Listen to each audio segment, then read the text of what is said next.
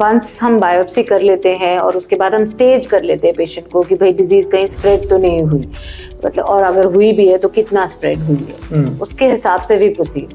Suppose tumour बिल्कुल ही छोटा है और ब्रेस्ट में ही लोकलाइज्ड है, कहीं और इधर उधर स्प्रेड नहीं हुआ है, then we advise them surgery first.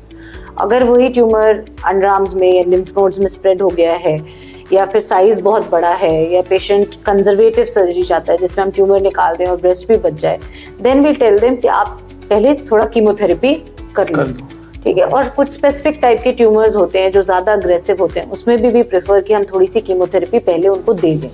Chemotherapy देके हम डिजीज को कंट्रोल कर लेते हैं, उसका साइज भी छोटा हो जाता है and then we go for surgery.